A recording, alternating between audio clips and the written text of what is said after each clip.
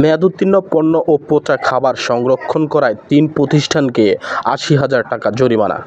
মেয়াদোত্তীর্ণ পণ্য পাওয়া, পচা বাসি খাবার ফ্রিজে সংরক্ষণ করা এবং অস্বাস্থ্যকর পরিবেশে খাবারদ্রব্য তৈরির অপরাধে চাঁদপুরের হাজীগঞ্জ বাজারের ২টি হোটেল ও একটি বেকারিতে ৮০,০০০ টাকা জরিমানা করেছে ভোক্তা অধিকার সংরক্ষণ অধিদপ্তর। বৃহস্পতিবার সকালে হাজীগঞ্জ বাজারে যৌথ বাহিনীর অভিযান ও ভোক্তা অধিকার সংরক্ষণ অধিদপ্তরের সমন্বয়ে এই অভিযান পরিচালনা করা হয়।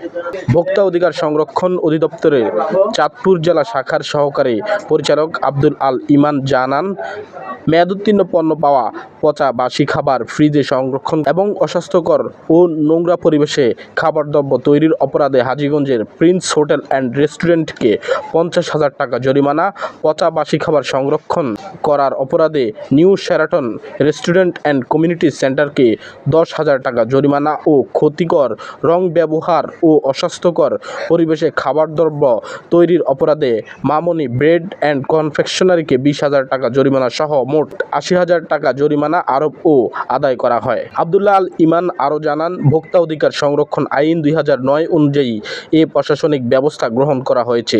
অভিযুক্ত প্রতিষ্ঠানসমূহ পুনরায় এই ধরনের অনিয়ম করা থেকে বিরত থাকবেন বলে অঙ্গীকার করেন। এছাড়াও নিয়মিত মনিটরিং অংশ হিসেবে অন্যান্য প্রতিষ্ঠানসমূহ পরিদর্শন করা এবং সচেতনতা বৃদ্ধি এবং বিরোধী কার্য থেকে বিরত থাকার জন্য লিফলেট ও ট্যাম্পলেট বিতরণ করা হয়।